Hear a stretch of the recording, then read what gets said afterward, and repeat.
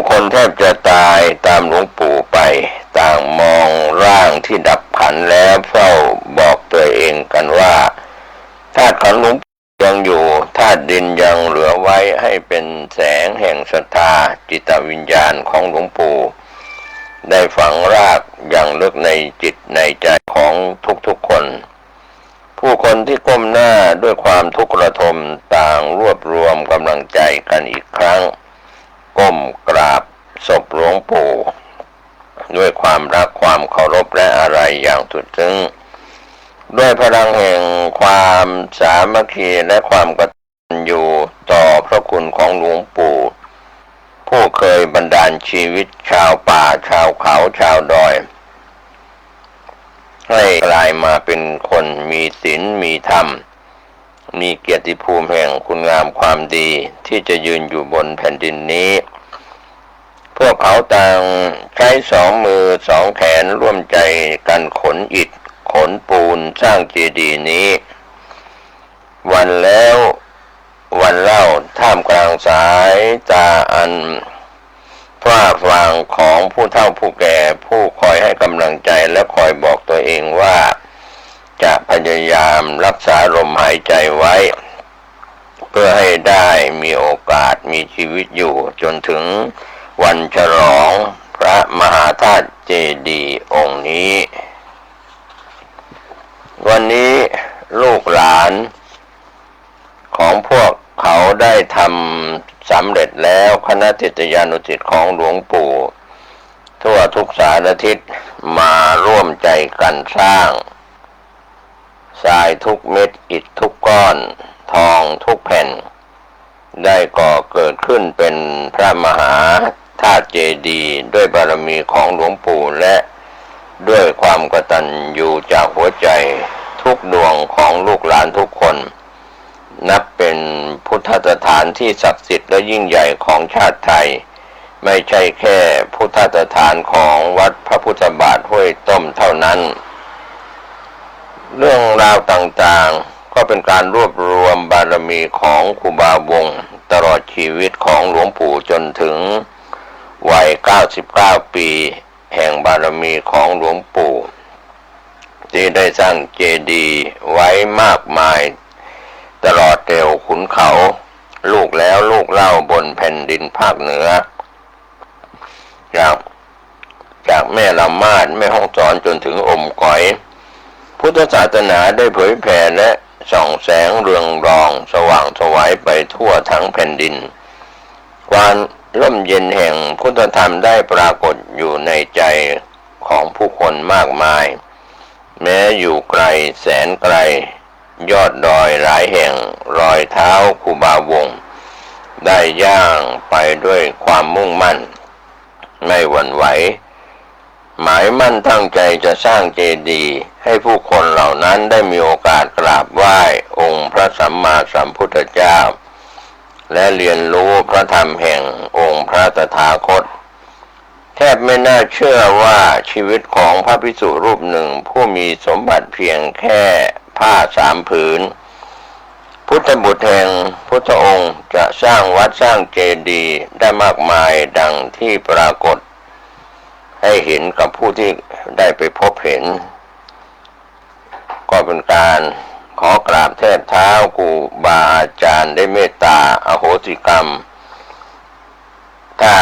การบันทึกนี้ไม่สามารถบันทึกได้ครบสมบูรณ์ดังที่ตั้งหวังไว้ด้วยปัญญาที่ยังไปไม่ถึงแต่ใจกตัญญูรู้คุณและเปี่ยม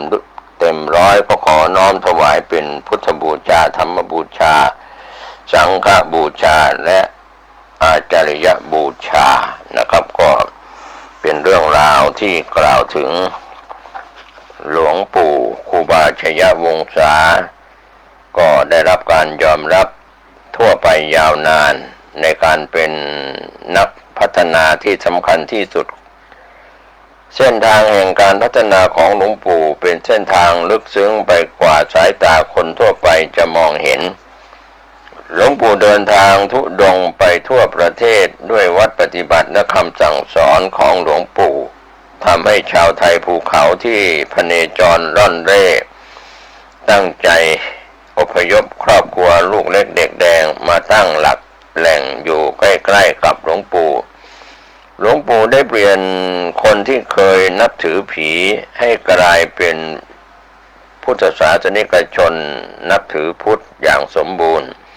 หลวงปู่ได้เปลี่ยนแปลงคนที่กินเนื้อสัตว์แทบทุกชนิดมาเป็นคนที่กินมังสวิรัติที่ห้วยต้มในยุคที่หลวงปู่มีชีวิตอยู่เป็นที่ปลอดจากยาเสพติด100%หลวงปู่ให้ชาวเขาชาวดอยที่ด้อยความรู้ที่ไร้ฝีมือให้ช่วยสร้างโบสถ์สร้างศาลาเปลี่ยนแปลงปรับปรุงเสริมสร้างคนที่ไปเยี่ยมเยียนจึงได้เห็นความสวยงามอันน่าอัศจรรย์นั้นจากช่างฝีมือของชาวป่าชาวเขาแต่สิ่งที่คนไปเยี่ยมเยียนไม่ได้เห็นก็คือความรู้เรื่องการเป็นช่างได้เข้าไปอยู่ในตัวของชาวเขาทำให้ชาวเขาเหล่านั้นกลายเป็นช่างฝีมือมีอาชีพเลี้ยงตัวต่อมาหลวงปู่ไม่ได้สร้างเพียงโบสถ์ที่สวยงามแต่หลวงปู่ได้สร้างช่างฝีมือขึ้นมาพร้อมๆกันและในที่สุดประสบการณ์ที่พวกเขาเหล่านั้นสั่งสมมาก็ทำให้เกิดความมั่นใจที่จะก่อสร้างมหาเจดีย์ขึ้นมาบนแผ่นดินห้วยต้มด้วยความมุ่งมั่นตั้งใจเมื่อใดที่ได้มองเห็นเจดีย์สูงเสียดฟ้านี้ขอให้เราได้รำลึกถึงพระคุณของหลวงปู่และลึกถึงคำสอนของหลวงปู่ที่เป็นส่วนสำคัญที่สุดในการทำให้ชีวิตของเราร่มเย็นเป็นสุขตลอดมาตามแนวทางที่หลวงปู่วางเอาไว้ทุกครั้งที่มีความทุกข์ร้อนเกิดขึ้นในดินแดนนี้ขอให้มหาเจดีย์นี้เป็นเครื่องเตือนใจเราให้รำลึกได้ว่าชีวิตของพวกเราอาจกำลังเดินหลงออกไปจากแนวทางคำสอนของหลวงปู่ที่เคยคุ้มครองให้เราอยู่เย็นเป็นสุขมากว่า40 ปีขอให้พระมหาธาตุเจดีย์ศรีเวียงชัยแห่งนี้เป็นเครื่องเตือนเราถึงคุณค่าของชีวิตที่สุขสงบเย็นเป็นเครื่องเตือนเราถึงธรรมที่นำชีวิตเรางดงามเป็นเครื่องเตือนเราให้ระลึกถึงความวิริยะอุตสาหะของหลวงปู่ครูบาชัยวงศาพัฒนาที่ได้ทุ่มเททั้งชีวิตเพื่อพระพุทธศาสนาให้ยังคงดำรงอยู่ต่อไปเพื่อประโยชน์แก่มนุษยชาติตลอดไปชั่วกาลนานก็เป็นส่วนหนึ่งนะครับที่เราได้แสดงมุทิตาในส่วนอาจารยบูชาพระครูบาชัยวงศาประวัติของหลวงปู่พระครูบาชัยวงศาพัฒนาหลวงปู่ครูบาชัยวงศาพัฒนาเกิดวันอังคารที่22 เมษายน พุทธศักราช 2456 ตรงกับแรม2 ค่ำเดือน 7 เหนือปีฉลูณตำบลบ้านก้ออำเภอลี้จังหวัดลำพูนเป็นบุตรของนายน้อยและนางบ่อแก้วจันทะมีพี่2 คนน้อง6 คนรวมทั้งหลวงปู่เป็น9 คนดังนี้1เด็กหญิงคำเอื้อย2เด็กชายกล่องคำ3เด็กชายวงหลวงปู่ครูบาชัยวงศาพัฒนา4เด็กชายคำตัว5เด็กหญิงบัวผัน6เด็กหญิงบัวใหญ่7เด็กหญิงเฮือนมูล8เด็กชายอินปัน9เด็กชายหมอกเคยอุปสมบทกับหลวงปู่ในวัยเด็กวัยเยาว์หลวงปู่เกิดในตระกูลชาวไร่ชาวนาที่ยากจนพ่อแม่ของท่านมีสมบัติติดตัวมาแค่นา 3-4 ไร่ควาย2-3 ตัวทำนาได้ข้าวปีละ 20-30 หากไม่พอกินเพราะต้องแบ่งไว้ทำพันธุ์ส่วนหนึ่ง อีกส่วนหนึ่งเอาไว้ใส่บาตรทำบุญบูชาพระส่วนที่เหลือจึงจะเก็บไว้กินเองต้องอาศัยขุยไผ่ขุยลวกมาตำเอาเม็ดมาหุงแทนข้าวและอาศัยของในป่า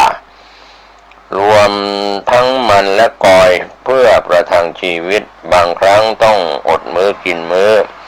แม่ต้องไปขอญาติพี่น้องเขาก็ไม่มีจะกินเหมือนกันแม่ต้องกลับมามือเปล่าพร้อมน้ำตาบนใบหน้า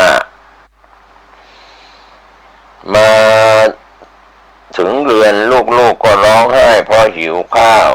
แม้ว่าครอบครัวของท่านต้องดิ้นรนต่อสู้กับความอดอยาก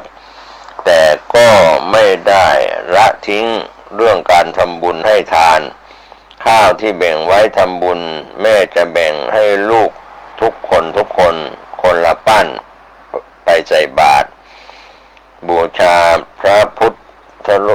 พุทธเจ้าทุกวันพระชีวิตของหลวงปู่ในสมัยเด็กมีความลำบากยากแค้นมาตลอดหลวงปู่มีนิสัยชอบพึ่งตนเองสิ่งใดที่ทำได้โดยไม่เกินกำลังแล้วจะทำเองทุกอย่างท่านเป็นนักพัฒนานักก่อสร้างและสนใจในทางพระพุทธศาสนามาตั้งแต่เล็กๆท่านเล่าให้ฟังว่าเมื่ออายุประมาณ3 ปีท่านชอบเอาดินมาปั้นแต่งเป็นบ้านปั้นวัวปั้นควายอายุ 4-5 ปีชอบปั้นพระพุทธรูปเอาข้าวเปลือกมาตกแต่งทำพระเนตรแล้วก็กราบไหว้เองอายุ 5-6 ปีพอที่จะช่วยโยมพ่อโยมแม่ทำงานได้ในขณะนั้นโยมพ่อโยมแม่ไปทำนาซึ่งอยู่ห่างไกลจากบ้านระหว่างที่ข้าวออกรวงหลวงปู่ต้องไปไล่นกไม่ให้มากินข้าวที่ทำไว้เวลาไปต้องไปแต่เช้ากว่าจะกลับก็มืดค่ำบางวันก็ได้กินข้าวบางวันก็ไม่ได้กินเที่ยวเสาะหาอาหารตามป่าเขากินพอประทังชีวิตไปวันหนึ่งอายุ 7-12 ปีท่านได้ไปหาบดินซึ่งเป็นขี้ค้างคาวในถ้ำกับโยมพ่อนำมาทำเป็นดินปืนสำหรับทำบ้องไฟทางเหนือเรียกว่าดินไฟวิธีทำโดยการนำดินเหล่านี้ผสมกับขี้เถ้าแล้วเคี่ยวให้เข้ากันเงินที่ได้เอามาซื้อแลกข้าวซึ่งในขณะนั้นราคาประมาณถังละ80 สตางค์นับว่ามีราคาแพงมากสมัยนั้น7-8 วันได้กินข้าวเท่ากำมือหนึ่งก็ดีมากแล้วมีอยู่ครั้งหนึ่งโยมพ่อพาลูกๆออกไปทำไร่โยมแม่ได้นำอาหารกลางวันมาส่งให้ซึ่งประกอบด้วยขนุนที่ยังดิบอยู่นำมาต้มให้สุกพริกตำห่อด้วยใบตองห่อใหญ่และข้าวห่อเล็กๆห่อหนึ่งโยมพ่อเรียกลูกๆทุกคนมานั่งรวมกันแล้วแบ่งปันอาหารให้กินหลังจากกินอาหารเรียบร้อยแล้วโยมพ่อจึงอบรมสั่งสอนลูกๆว่าตอนนี้พ่อแม่อดลูกทุกคนก็อดแต่ลูกๆทุกคนอย่าท้อแท้ใจค่อยทำบุญไปเรื่อยๆบุญมีภายหน้าก็จะสบายแล้วท่านชี้มือมาที่หลวงปู่และกล่าวว่าลูกเอ๋ยเราทุกข์ขนาดนี้เชียวหนอข้าวจะกินก็ไม่มีต้องกินไปอย่างนี้ค่อยอดค่อยกลั้นไปบุญมีก็ไม่ถึงกับอดตายหรอกทรมานมานานแล้วถึงวันนี้ก็ยังไม่ตายมันจะตายก็ตายไม่ตายก็แล้วไปให้ลูกอดทนไปนะภายหน้าถ้าพ่อยังไม่ตายเสียก่อนก็ดีตายไปแล้วก็ดีบางทีลูกจะได้นั่งขดถวายหงายองค์ตีนคือบวชกินข้าวดีๆอร่อยๆพ่อนี่จะอยู่ทันเห็นหรือไม่ทันก็ยังไม่รู้หลังจากโยมพ่อได้อบรมสั่งสอนลูกๆได้สักพักหนึ่งต่างก็แยกทางกันไปทำงาน ในสมัยที่ท่านยังเล็กๆอายุ3 ถึง 4 ขวบท่านมีโรคประจำตัวคือโรคลมสันนิบาตลมเบี่ยวลมกังต้องนั่งทุกข์อยู่เป็นวันเป็นคืนเดินไปไกลก็ไม่ได้วิ่งก็ไม่ได้เพราะลมเบี่ยวแต่ผิวกินขากินน่องเดินเร็วๆก็ไม่ได้ต้องค่อยไปค่อยยั้งเวลาอยู่บ้านต้องคอยเลี้ยงน้องตักน้ำติดไฟไว้คอยพ่อแม่ที่เข้าไปในป่าหาอาหารในช่วงที่ท่านมีอายุ5 ถึง 10 ขวบท่านต้องเป็นหลักในบรรดาพี่น้องทั้งหมดที่ต้องช่วยงานพ่อแม่มากที่สุดเวลาพ่อแม่ไปไร่ไปนาก็ไปด้วยเวลาพ่อแม่ไปหากลอยขุดมันหาลูกไม้ในป่าท่านก็ไปช่วยขุดช่วยหาบกลับบ้านบางครั้งพ่อแม่หลงทางเพราะไปหากลอยตามเนินดอยเนินเขากว่าจะหากลอยได้เต็มหาบก็ดึกขากลับพ่อแม่จำทางไม่ได้ท่านก็ช่วยพาพ่อแม่กลับบ้านจนได้ครั้นถึงหน้าฝนพ่อแม่ออกไปทำนาท่านก็ติดตามไปช่วยทุกอย่างพ่อปั้นคันนาท่านก็ช่วยพ่อไถนาท่านก็คอยจูงควายให้พ่อเวลาแม่ปลูกข้าวก็ช่วยแม่ปลูกจนเสร็จจากหน้าทำนาท่านก็จะเผาไม้ในไร่เอาขี้เถ้าไปขุดดินในถ้ำผสมทำดินไปทำเป็นดินปืนไปขายได้เงินซื้อข้าวและเกลือบางครั้งก็ไปอยู่กับลุงน้อยเดชะรับจ้างเลี้ยงควายบางปีก็ได้ค่าแรงเป็นข้าว2 ถึง 3 หาบบางปีก็เพียงแต่ขอกินข้าวกับลุงพอตุนท้องตุนไส้ไปวันๆพอถึงเวลาข้าวออกรวงนกเขาจะลงกินข้าวในนาท่านก็จะขอพ่อแม่ไปเฝ้าข้าวในนาตั้งแต่เช้ามืดกว่าจะกลับก็ตะวันรับฟ้าไปแล้วความกตัญญูนี้หลวงปู่มีความกตัญญูมาแต่เด็กท่านช่วยพ่อแม่ทำงานต่างๆทุกอย่างเท่าที่ทำได้ตั้งแต่อายุได้ประมาณ5 ขวบท่านก็ช่วยพ่อแม่เฝ้านาเลี้ยงน้องตลอดจนช่วยงานทุกอย่างของพ่อแม่เมื่อเวลาที่พ่อแม่หาอาหารไม่ได้ท่านก็จะไปรับจ้างชาวบ้านแถบบ้านก็ทำความสะอาดหรือช่วยเฝ้าไร่นาเพื่อแลกกับข้าวปลาอาหารมาให้พ่อและแม่น้องๆได้กินในบางครั้งอาหารที่หาหรือที่พ่อแม่จัดหาให้ไม่เพียงพอกับคนในครอบครัวโดยความที่ท่านมีนิสัยเสียสละและไม่ต้องการให้พ่อแม่ต้องเจียดอาหารของท่านทั้งสองซึ่งมีน้อยอยู่แล้วออกมาให้ท่านอีกท่านจึงได้บอกว่ากินมาแล้วเพื่อให้พ่อแม่สบายใจแต่พอรับตาผู้อื่นหรือเมื่อผู้อื่นในบ้านหลับกันหมดแล้วท่านก็จะหลบไปดื่มน้ำหรือบางครั้งจะหลบไปหาใบไม้ที่พอจะกินได้มาเคี้ยวกินเพื่อประทังความหิวที่เกิดขึ้นซึ่งเรื่องนี้ได้รับฟังมาจากน้องชายของท่านว่าหลวงพ่อเติบโตขึ้นมาโดยพ่อแม่เลี้ยงข้าวท่านไม่ถึง10 ถังแต่ท่านในสมัยเป็นเด็กกลับหาเลี้ยงพ่อแม่มากกว่าที่พ่อแม่หาเลี้ยงท่านปกติท่านมักจะหาเวลาว่างไปทำบุญช่วยเหลือการงานที่วัดก็จอกซึ่งอยู่ใกล้บ้านเสมอครั้งหนึ่งท่านได้ชวนผู้เฒ่าคนหนึ่งซึ่งโดยปกติไม่ชอบไปวัดทำบุญแต่ชอบไปยิงนกตกปลาเป็นประจำและมักจะมีข้ออ้างเสมอเมื่อถูกชวนไปวัดคราวนี้แกก็ปฏิเสธเช่นเคยโดยอ้างว่าเท้าเจ็บไปไหนไม่ได้ท่านอยากจะลองดูซิว่าเท้าแกเจ็บจริงหรือไม่ เมื่อท่านเดินออกไปได้สักระยะหนึ่งก็ทำเสียงอีกเก้งร้อง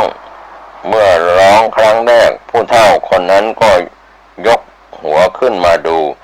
ขณะนั้นนอนทำเป็นป่วยอยู่หันซ้ายหันขวามองตามเสียงอีเก้งร้องเมื่อแกได้ยินเสียงร้องครั้งที่สองก็ลุกนั่งมีอาการอยากจะออกไปยิงอีเก้ง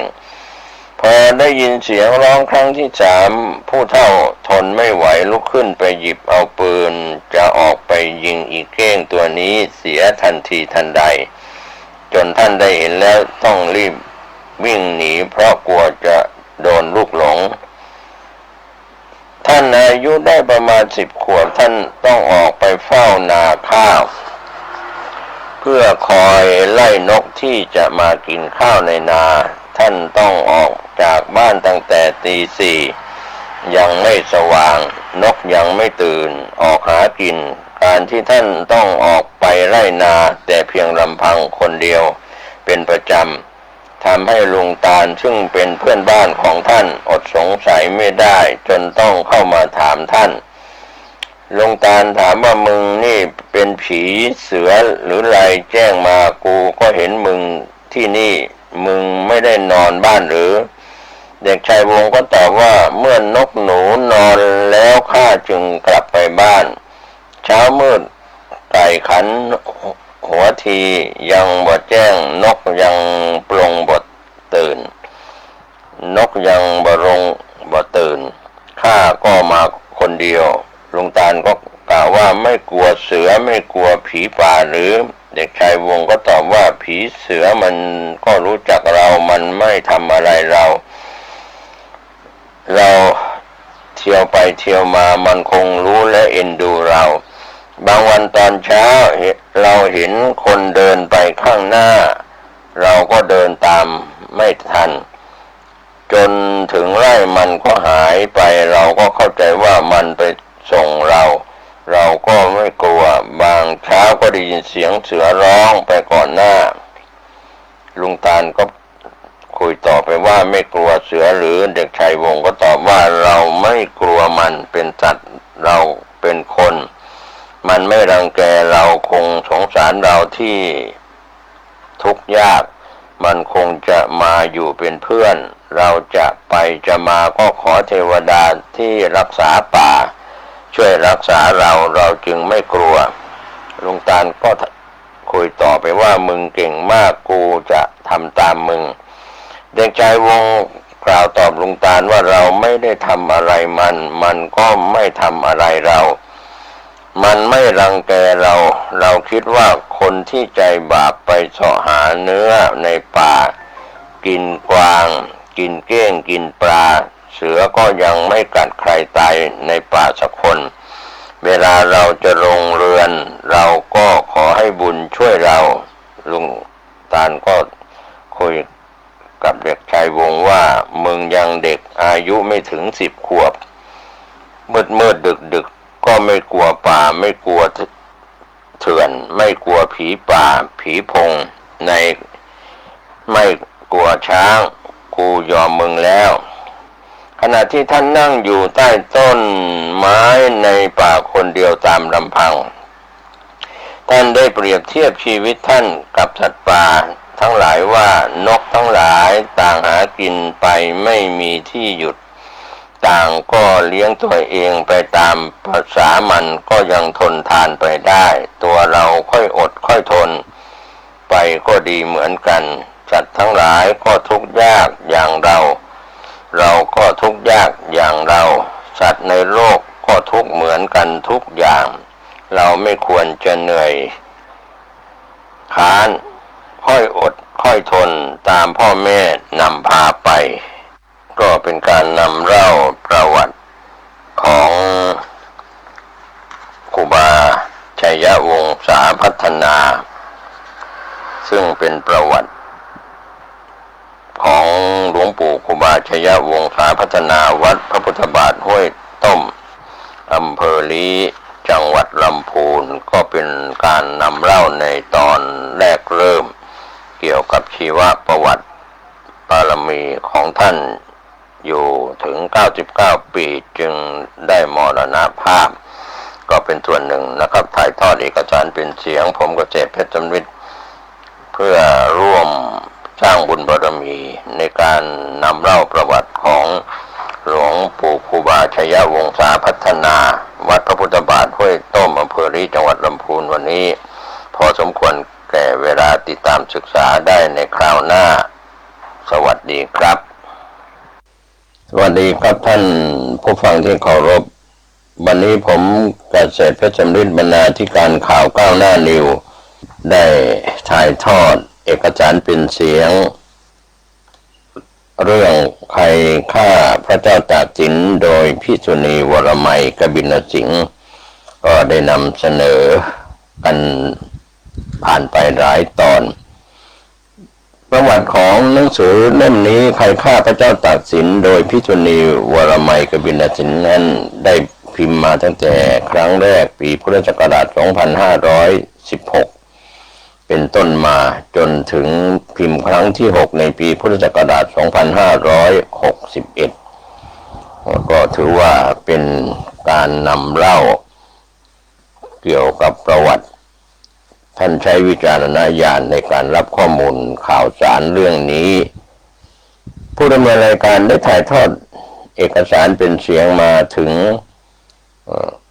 เรื่องคุณเจียนชื่อว่าลายมือพี่ไม่เหมือนท่านอ้าวเจียนจิ้นเขียนเถอะจะได้แนบเนียนคุณเจียนจิ้นก็ยกมือขึ้นอธิษฐานว่าการทำงานครั้งนี้เพื่อช่วยบ้านเมืองขอให้สำเร็จได้เงินมาซื้ออาวุธเถิดแล้วก็เขียนชื่อลงไปว่าเจียนจิ้นแต่เขียนให้คล้ายคลึงกับเจียนสินซึ่งเป็นพระนามเดิมของสมเด็จพระเจ้าตากสินมหาราชผู้เป็นพระเชษฐาและลายมือของคุณเจียนจิ้นนั้นเหมือนกับสมเด็จพระเจ้าอยู่หัวนักจีนคงเซียมนำเรือสำเภาใหญ่ของจีนเจี้ยมซึ่งเคยขึ้นร่องอยู่เสมอระหว่างเมืองจีนยวนเขมรพม่าและไทยออกจากธนบุรีเดือน6ต้นเดือนพอเดือน9ก็กลับมาพร้อมด้วยปืนดาบหอกง้าวทวนและเหล็กเต็ม4ลำเรือได้ความว่ายืมเงินจากข้าราชการพ่อค้าและพระเจ้ากรุงปักกิ่งรวมกันได้ 60,000 ตำลึงจึงได้จัดซื้อของมาจนครบที่ต้องการสมเด็จพระเจ้าอยู่หัวก็ทรงดีพระทัยที่ได้อาวุธทหารทั้งจีนและไทยกระโดดโลดเต้นเข้ารองจับอาวุธใหม่ๆและร่ายรำเพลงดาบเพลงทวนเพลงง้าวและเพลงหอกด้วยท่าทางเย้ยหยันยั่วยวนกันไปมาด้วยความรื่นเริงใจเจ้ากรมอาวุธก็จัดแจงเอาเหล็กอย่างดีออกตีเป็นดาบเอาแบบที่พอเหมาะกับมือคนไทยช่วยกันระดมทำงานทั้งกลางวันกลางคืนหยุดพักผ่อนเปลี่ยนผัดกันบ้างพอหายเหนื่อยก็ตีดาบต่อไปทหารทุกคนร่วมใจกันทำงาน30 วันก็ได้ดาบมากพอกองทัพหนึ่งคันถึงหน้าเดือน10ในปีมะแม่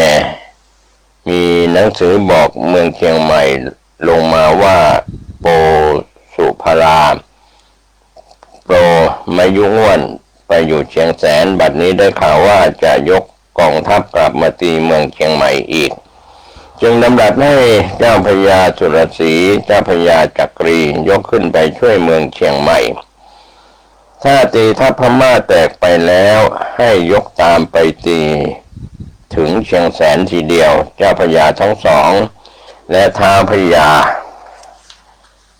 ฝ่ายเหนือทั้งปวงก็กราบถวายบังคมลารีบยกกองทัพขึ้นไปตามพระราชกำหนดฝ่ายแซวุนกี้ซึ่งเป็น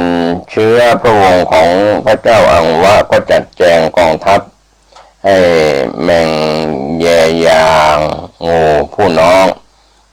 กับกระโปหนึ่งปั่นยีแยช่องจอหนึ่งปันยีตะจวงหนึ่ง ถือพล20,000เป็นกองหน้าตัวอาแซวุนกี้เป็นโอชุกแม่ทัพกับตะแคงมรนองและเจ้าเมืองตองอูถือพล15,000สัพพะด้วยช้างม้าเครื่องสรรพาวุธพร้อมเสร็จ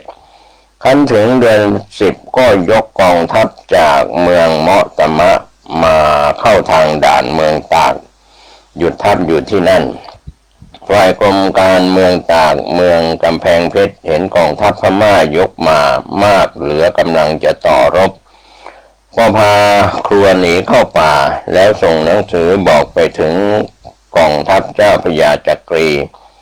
เจ้าพระยาสุรศรีและบอกลงมากรุงธนบุรีกราบทูลพระกรุณาให้ทราบก็เป็นที่มาจากพระราชพงศาวดารหน้า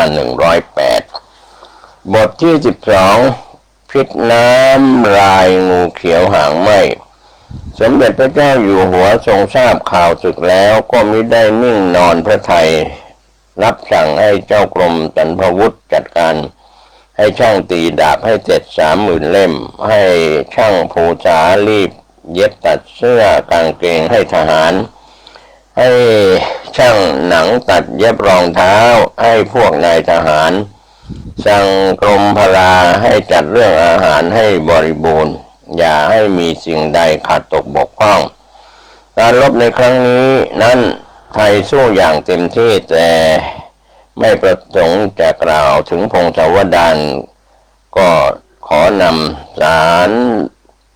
ว่าท่านที่จะได้อ่านพระราชพงศาวดารฉบับพระราชหัตถเลขาเล่ม2 ตอน 2สารบัญเรื่องนี้ให้เจ้าพระยาจักรีเจ้าพระยาสุรศรียกไปรบพม่าเมืองเชียงใหม่อาจารย์วุนกี้ยกทัพ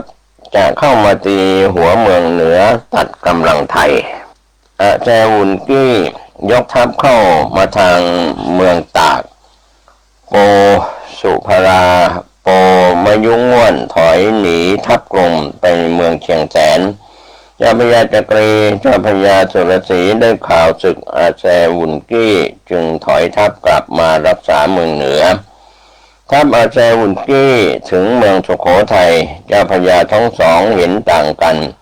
เจ้าพระยาจักรียกมาเตรียมรักษาเมืองพิษณุโลกเจ้าพระยาสุรศรียกไปจะรบเห็นพม่ามากเหลือกำลังจึงถอยมารักษาเมืองพิษณุโลกเจ้าพระยาสุรศรีออกตีทัพพม่าเจ้าพระยาจักรีออกตีทัพพม่าอาแซวุนกี้ขอดูตัวเจ้าพระยาจักรีเจ้าพระยาจักรีก็ยกพลทหารออกจากเมืองเข้าโจมตีทัพอาแซวุนกี้แตกถอยเข้าค่ายแล้วอาแซวุนกี้ยกออกเรียบค่ายดังนั้นทุกวันเจ้าพระยาจักรีก็ยกออกรบทุกวันผลัดกันแพ้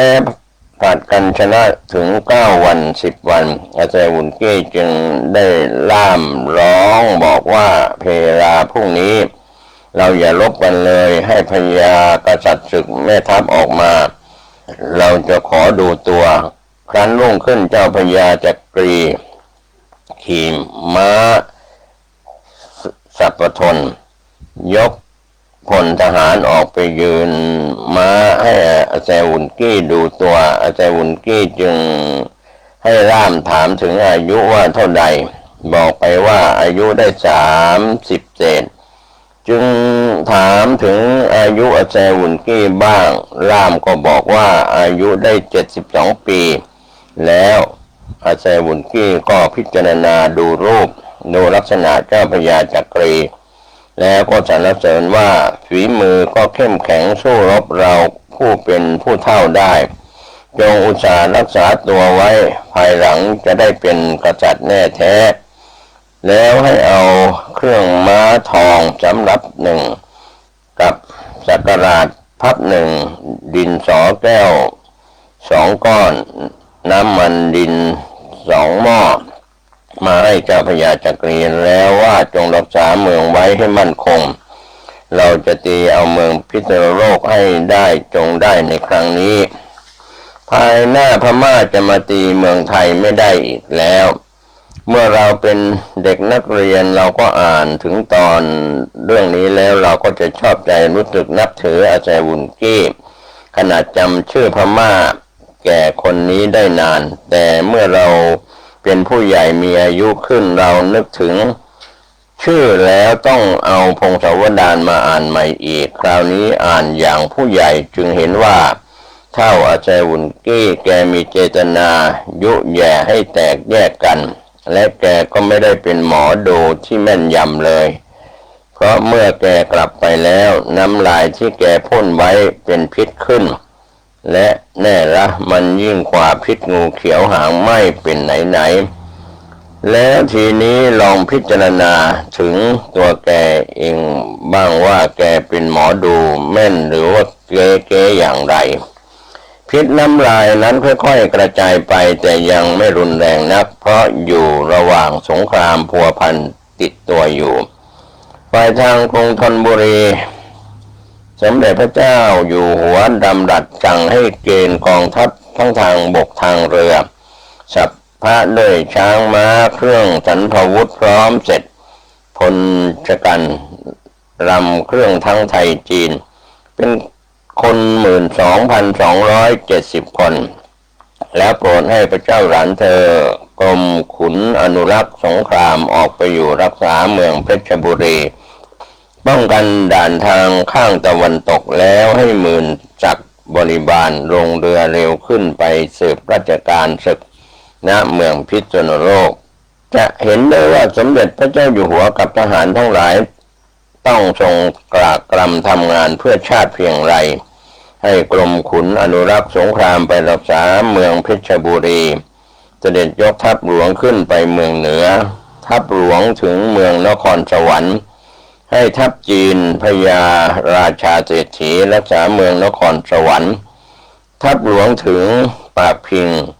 ให้ตั้งค่ายทั้งสองฝั่งน้ำรายขึ้นไปจนถึงเมืองพิษณุโลกให้ตั้งค่ายโอบค่ายพม่าให้ทำทางบกแต่ปากพิงขึ้นไปถึงเมืองพิษณุโลกพม่ารบกับทัพกรุงที่ขึ้นไปช่วยเมืองพิษณุโลกเมืองพิษณุโลกออกตั้งค่ายประชิดรบพม่านอกเมืองทัพกรุงปล้นค่ายพม่าไม่ได้ทัพกรุงคิดจะตั้งโอบหลังค่ายพม่าอาจารย์วุนกี้แต่งกองทัพออกมาตัดเสบียงทางเมืองนครสวรรค์เมืองอุทัยธานีแยกกองทัพลงไปรักษาเสบียงในเมืองพิษณุโลกก็ขัดเสบียงพม่าตัดเสบียงที่กองทัพหลวงส่งไปเมืองพิษณุโลกพม่ายกจากเมืองมฤตไปตีเมืองกุยเมืองปราณไทยตีพม่าแตกที่เมืองกำแพงเพชรพม่าเผาเมืองอุทัยธานีไทยแบ่งกองทัพลงไปป้องกันเสบียงและปืนใหญ่ที่ขนส่งขึ้นไปเจ้าพญาสุรศรีลงมาเฝ้าที่ท่าโรงพม่ารบกับทัพกรุงธนบุรีเจ้าพญาจักรีลงมาเฝ้าที่ท่าโรงอาแจวุนกี้ให้แมงแยยางงูยกทัพใหญ่มาตั้งโอบหลังทัพหลวงถอยทัพหลวงมาตั้งบางข้าวตอกในเมืองพิษณุโลกสิ้นเสบียงเจ้าพญาทั้งสองต้องทิ้งเมืองพิษณุโลกตีหักพม่าออกไปเมืองเพชรบูรณ์พม่าได้เมืองพิษณุโลกและเผาเมืองเสียพม่าเจ้ามังระสิ้นพระชนจิงกูจาราชบุตรได้ราชสมบัติเมืองอังวะให้ยกกองทัพกลับเจ้าพญาจักรีเจ้าพญาสุรศรียกตามทัพพม่าพระเจ้ากรุงธนบุรีทรงโทมนัสที่ไม่ชนะพม่าให้ติดตามตีพม่าทางเมืองตากเสด็จยกทัพหลวงขึ้นไปตั้งปากขุมแขวงเมืองกำแพงเพชรพม่ายกเลิกไปจากเมืองกำแพงเพชรให้ติดตามพม่าทางเมืองอุทัยธานีเสด็จกลับกรุงธนบุรีทัพพม่ามาคราวนี้เข้ามาหลายทางและแตกออกไปก็ผ่านหลายเมืองทัพไทยตามตีตอนพม่าถอยไปและเลิกทัพ ด้วยมังละสิ้นพระชนได้เฉลยพม่ามาจำนวนเล็กน้อยไม่คุ้มค่าเหนื่อยสมเด็จพระเจ้าอยู่หัวทรงเสียพระทัยที่ไม่ได้ชัยชนะพม่าทั้งที่มีอาวุธดีเสื้อผ้าทหารก็ดีขึ้นข้าวปลาอาหารก็มีบริบูรณ์แต่กองเสบียงส่งรับกันไม่ถึงจึงต้องเสียเมืองพิษณุโลกและพม่านั้นแม้ชนะแล้วก็ยังเผาเมืองเสียด้วยทุกครั้งไปความจริงถ้าเสบียงส่งถึงกันได้ไทยจะไม่เสียเมืองพิษณุโลกเลยเจ้ามังระสิ้นพระชนกองทัพอาแซวุนกี้ก็ถูกเรียกกลับแต่เป็นข่าวเคราะห์ของเมืองพิษณุโลกที่จะต้องเสียเมืองทำให้ไม่มีนายทหารที่เข้มแข็งที่จะสามารถเอาเสบียงเข้าไปส่งให้ถึงเมืองพิษณุโลกได้อดข้าวหนักเข้าเจ้าพญาจักรีกับเจ้าพญาสุรศรีก็ต้องพาทหารตีหักออกมาเพื่อเอาชีวิตรอดเมื่อกลับมาถึงธนบุรีแล้วสมเด็จพระเจ้าอยู่หัวทรงระลึกถึงพระสมณะทั้งหลายซึ่งขับต้อนลงมาแต่หัวเมืองฝ่ายเหนือจึงให้พเดียงสมเด็จพระสังฆราชไว้ว่าถ้าพระสงฆ์อนุจรอารามใดขัดสนอาหารก็ให้มาเบิกเอาข้าวในฉางหลวงไปถวายแล้วทรงพระราชศรัทธาถวาย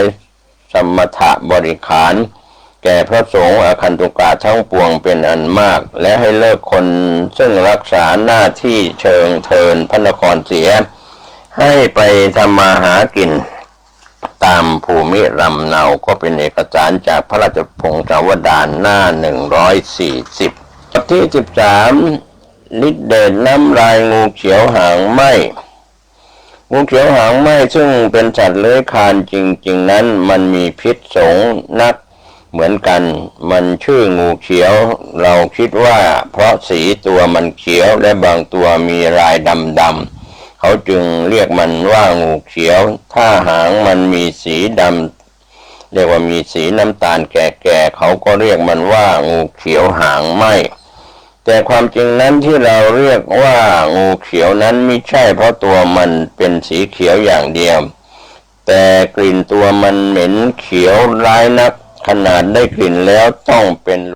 หัวไปตลอดวันเพราะแพ้ฤทธิ์มันเรื่องนี้เป็นเรื่องจริงที่ได้กับตัวผู้กล่าวถึงบ้านที่เราอยู่ครั้งหนึ่งนั้นเป็นตึกเก่าอายุราวๆ60 ปีหลังคาผุๆนั้นมีงูเขียวตัวยาวเม็ดเศษขึ้นไปไข่ไว้พอไข่แตกออกลูกตัวยาว6 นิ้วฟุตมันซุกซนก็ตกลงมาปีหนึ่งและหลายตัวมันตกลงมาพอตัวมันกระทบพื้นกระดานจะมีควันขาวๆออกจากผิวตัวของมันมีกลิ่นเหม็นเขียวเป็นพิษร้ายนะพอเราได้กลิ่นมันเท่านั้นปวดศีรษะและอาเจียนทันทีบางคนก็แพ้ก็เลยผ่านไม่สบายไป2-3 วันจึงไม่ควรประมาทว่ามันเป็นเพียงงูเขียวหางไหมซึ่งถือว่าพิษน้อยกว่างูเห่าเพราะกัดแล้วไม่ตายได้แต่บวมเจ็บทรมานหลายวันการที่กล่าวให้เห็นภัยถึงเมืองไทยในเรื่องนี้ก็ได้แก่อาแซวุนกี้ซึ่งแน่รัดตัวเขาเข้ามาอยู่ในเมืองไทยหลาย10 วันเขาต้องสืบสาวราวเรื่องของเมืองไทยความเป็นอยู่ของคนสำคัญในเมืองไทยประวัติของคนสำคัญในเมืองไทยเป็นมาอย่างไรทหารของเมืองไทยเป็นอย่างไรบ้างเมืองพม่านั้นมีทั้งทหารชาติพม่าและก็ชาติมอญซึ่งรบราฆ่าฟันกันตายไม่ได้หยุดอาจารย์วุนกี้รู้เรื่องนี้ดีครั้นเข้ามาตั้งกองทัพอยู่ในไทยก็รู้ว่าเมืองไทยในรัชสมัยสมเด็จพระเจ้าตากสินมหาราชนั้นทรงมีทั้งทหารไทยและจีนอยู่ในกองทัพของพระองค์เสมอทุกคราวที่เสด็จยกกองทัพไปทำสงครามก็ต้องมีพร้อมทั้งทหารไทยและจีนไปอย่างสมบูรณ์ทุกครั้งเมื่อเป็นเช่นนี้การยุแย่ให้แตกกันโดยใช้แต่เพียงน้ำลาย2-3 หยดเท่านั้นก็ได้ผลเพราะน้ำลายนั้นมีพิษเมื่อแม่ทัพในกองทั้งหลายกลับจากการทำสงครามกับพม่ามาถึงกรุงพ ร้อมกันแล้วสมเด็จพระเจ้าอยู่หัวได้ทรงโปรดให้เจ้าพญาจักรีเจ้าพญาสุรศรีและพญาธรรมาคุมไพร่พลทั้งปวงตั้งทำนาณทะเลตมภาคตะวันออกกรุงธนบุรีและทุ่งบางกะปิสามเสนให้พญายมราชพญาราชสุภาวดีคุมไพร่พลทั้งปวงตั้งทำนาณทะเลตมภาคตะวันตกและทุ่งกระทุ่มแบนหนองบัวแขวงเมืองนครชัยศรีอันที่จริงการที่พระเจ้าอยู่หัวทรงให้พญาจักรีกับเจ้าพญาสุรศรีและคนอื่นๆไปควบคุมการปลูกข้าวทำนาอันเป็นกำลังของประเทศนั้นไม่ใช่งานไม่มีเกียรติหรือเป็นการลงโทษอะไรเลยที่จริงเป็นงานสำคัญเพราะใครๆก็รู้ทุกคนว่าทหารนั้นขาดอาหารไม่ได้หิวก็ไม่มีกำลังรบเมื่อไม่มีแรงจะรบกับข้าศึกก็ต้องแพ้พญาจักรีกับเจ้าพญาสุรศรีแพ้ข้าศึกมาก็เป็นต้องเสียเมืองพิษณุโลกไปให้พม่าเผาจนเป็นชาติฐานไปกับเสียทหารอีกเป็นอันมากนี่แหละที่เป็นปมให้คิดและให้เสียใจเรื่องใหญ่ทุกเรื่องที่เริ่มต้นจากเรื่องเล็กๆก่อนทั้งนั้นเมื่อกองทัพทุกกองกลับถึงกรุงธนบุรีแล้วเรื่องลือเสียงเล่าอ้างถึงคำทำนายของอาแซวุนกี้ที่ว่าเจ้าพญาจักรีจะได้เป็นกษัตริย์และอาแซวุนกี้เรียกพญาจักรีว่าเจ้าพญามหากษัตริย์ศึกนั้นก็ค่อยๆระพือข่าวจากปากนี้สู่หูนั้นและจากหูนั้นก็ออกจากปากนั้นเข้าหูโน้นออกจากปากของหูโน้นก็ไปเข้าหูโน้นต่อไปจนไม่กี่วันก็ทั่วกรุงเสียงซุบซิบก็มากขึ้นเสียงปรึกษาหารือเป็นฝักเป็นฝ่ายก็หนาหูหนาตาขึ้นจนบางครั้งคนเมาก็กล้าพูดออกมาตรงๆว่าจะเป็นพวกไหนก็และอยู่กับใครแต่คนมีสติดีก็ยังซุบซิบอยู่ฝ่ายทหารของเจ้าพญาทั้งสองก็น้อยใจก้มหน้าถากไถทำนาไปก็คิดไปว่าไปทำสงครามกลับมาเหน็ดเหนื่อยแล้วยังต้องมาทำนาส่วนพวกจีนคุงเสียมอยู่สบายในเมืองหลวงปลูกบ้านใหญ่อยู่สบายเป็นแถวทำท่าทางราวกับเป็นเจ้านายก็มีการประทะกันด้วยปากบ้างฝ่ายไทยว่าจีนอยู่สบายเสียงซุบซิบก็มากขึ้นเสียงปรึกษาหารือเป็นฝักเป็นฝ่ายก็หนาหูหนาตาขึ้นจนบางครั้งคนเมาก็กล้าพูดออกมาตรงๆว่าจะเป็นพวกไหน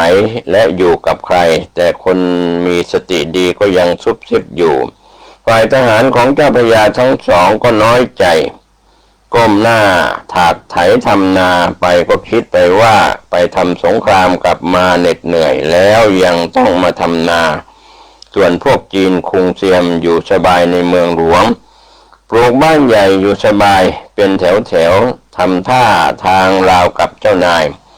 ก็มีการประทะกันด้วยปากบ้างฝ่ายไทยว่าจีนอยู่สบายฝ่ายจีนก็ว่าสบายอะไรต้องลงเรือไปเมืองจีน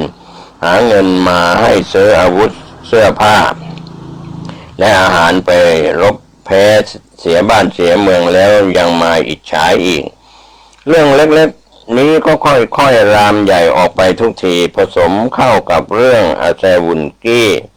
ทายว่าเจ้าพญาจักรีจะได้เป็นกษัตริย์ฝ่ายไทยก็ดีใจคิดว่าเป็นพรรคเป็นพวกมากขึ้นฝ่ายจีนที่ชอบพอกับไทยก็รู้เข้าก็ชักวิตกปรึกษากันเงียบๆว่าถ้าเป็นอย่างนั้นจริงจะทำอย่างไรพวกที่วิตกมากก็คือพวกที่ร่วมใจกันหาเงินถวายพระเจ้าอยู่หัวและพวกที่เป็นใจไปยืมเงินทางเมืองจีนว่าจะหาเงินที่ไหนไปใช้เขาเพราะมีคนจีนเซ็นชื่อเป็นพยานอยู่ด้วยกันหลายคนคือเป็นพยานว่าจดหมายที่จีนคุงเซียมแต่งนั้นเป็นจดหมายของพระเจ้าแผ่นดินต่อมาภายหลังรู้ว่าคุณเจียนจิ้นเขียนชื่อแทนพระเจ้าอยู่หัวจีนคุงเซียม ซึ่งเป็นตัวการออกไปเมืองจีนก็ยิ่งตกใจใหญ่เพราะเงินมากและตัวจีนคุงเซียมเองไปพูดจาไว้มากมายเพราะความที่จะให้ได้ผลได้เงินมาเมื่อรู้ความจริงขึ้นว่าลายมือเซ็นชื่อในจดหมายเป็นลายมือของคุณเจียนจิ้นก็ยิ่งตกใจใหญ่พากันไปต่อว่าจะเอาเรื่องกับคุณเจียนจิ้นแต่คุณเจียนจิ้นก็เป็นผู้ชายคนหนึ่งที่มั่นคงเขารับรองว่าเงินเพียง60,000 ตำลึงเท่านั้นอย่าตกใจเลยจะค่อยๆหาผ่อนใช้ให้ว่าแต่ว่าเงินที่จีนคุงเซียมยืมมาใช้ในราชการนั้นไม่ถึง60,000 ตำลึงไม่ใช่หรือคุงเซียมก็พูดไม่ออกเมื่อเห็นคุณเจียนจิ้นรู้เท่าทันก็นิ่งเสียหันไปพูดเรื่องอื่นๆกลบเกลื่อนไปวันหนึ่งแต่แล้วก็แอบจดหมายเล่าไปให้เจ้าของเงินทางเมืองจีนรู้เรื่องของเมืองไทยทั้งสิ้นเรื่องซุบซิบต่างๆตลอดจนบ้านข้าราชการผู้ใหญ่มีการแอบปรึกษาหารือกันถึงคำยุแย่ของอาเซวุนกี้เรื่องจีนคุงเซียมไปยืมเงินจากเมืองปักกิ่งแล้วมีการหักค่านายหน้ามาปลูกบ้านเป็นแถวๆให้ญาติมิตรอยู่และตลอดจนเรื่องคนจีนแอบปรึกษากันลับๆกลัวว่าเจ้าพญาจักรีจะเป็นเจ้าแผ่นดินเรื่องเหล่านี้เข้าพระกันสมเด็จพระเจ้าอยู่หัวทุกเรื่องแต่พระองค์ทรงทำเหมือนไม่ทรงทราบคงปฏิบัติราชกิจไปตามเคยแต่ในพระทัยนั้นอยากจะทรงทราบถึงเรื่องต่างๆที่เกิดขึ้นนั้นว่าจะเป็นอย่างไรต่อไป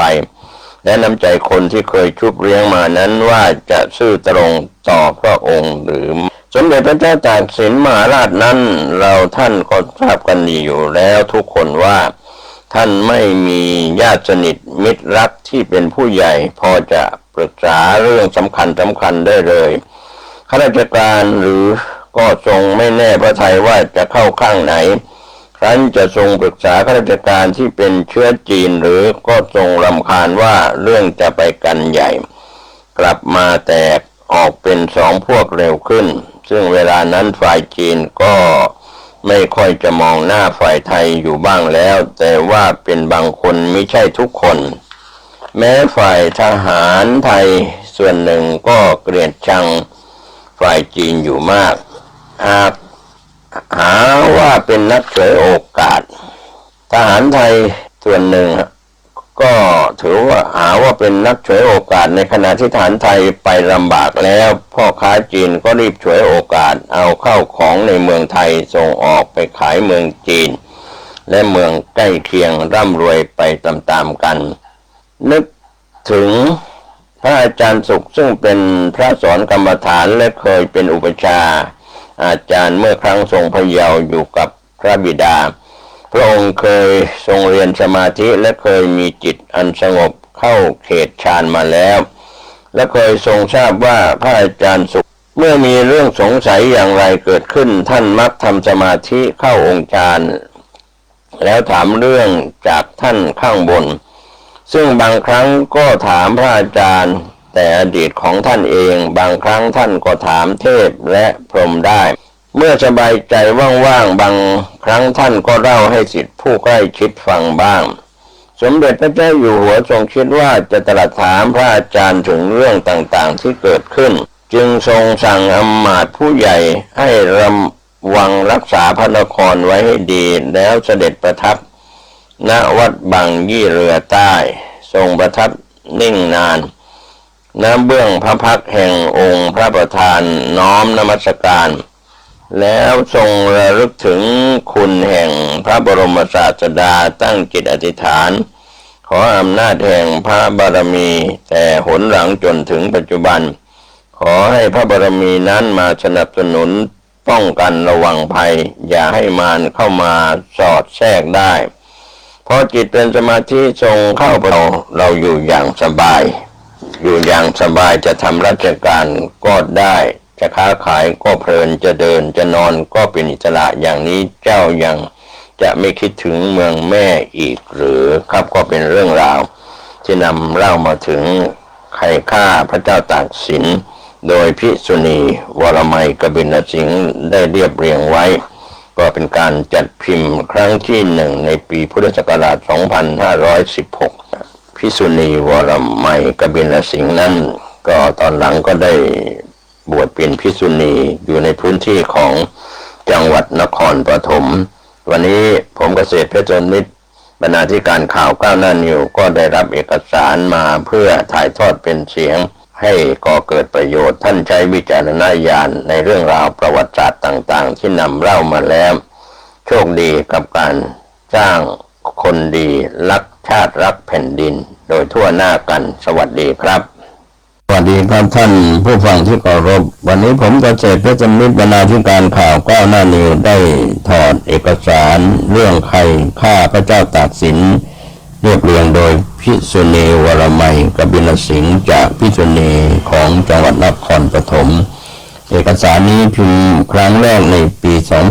2516 แล้วก็พิมพ์ถึงครั้งที่ 6 ลำดับถัดมาก็เรียบเรียงโดยภิกษุณีวรมัยกบิลสิงห์นั้นก็เป็นเรื่องราวที่เกี่ยวข้องโดยภาคผนวกก็เป็นเรื่องราวพระพุทธศาสนาสมัยกรุงธนบุรีโดยชัชสุมานกบิลสิงห์ก็เป็นลูกสาวของภิกษุณีวรมัยกบิลสิงห์ได้รับเอกสารนี้จากท่านศาสตราจารย์พิเศษประเสริฐอยู่เจริญดีอดีตรองอธิบดีผู้พิพากษาภาค 7อดีตรองอธิบดีผู้พิพากษาภาค 5ได้มอบให้เพื่อศึกษาค้นคว้าและนำเผยแผ่เป็นข้อคิดเตือนจิตเตือนใจทางประวัติศาสตร์ก็ในตอนที่ผ่านมากล่าวมาถึงคนบางคนดูถูกเหยียดหยามว่าสมเด็จพระเจ้าตากสินมหาราชเป็นจีนแม้แต่เขียนรูปท่านก็เขียนเป็นคนจีนไว้ผมเปียซึ่งความจริงท่านก็เป็นหลานจีนอย่างที่ทุกวันนี้เราถือว่าลูกจีนเกิดในเมืองไทยก็เป็นคนไทยหลานจีนก็คือคนไทยแท้ๆคนหนึ่งนั่นเองและท่านหรือน้องๆของท่านอีก5 คนก็ไม่เคยไว้ผมเปียเลยสักคนหนึ่งพระชนนีของท่านเป็นธิดาของท่านตาผู้มีนามว่าผึกท่านผึกเคยรับราชการในแผ่นดินพระบรมโกศแต่เห็นความยุ่งเหยิงพ่อฆ่าลูกอาฆ่าหลานจึงได้ลาออกมาครองเรือนทำนาทำสวนอยู่ตามสบายกับท่านยายซึ่งมีนามว่าทองจีบจนได้ธิดาคือพระราชชนนีพระพันปีหลวงกรมพระเทพามาศและพระเจ้าน้าผู้มีนามแต่เดิมว่าอั้นซึ่งในที่บางแห่งเขียนว่าอันหรือหั่นออกเสียงเพี้ยนไปบ้าง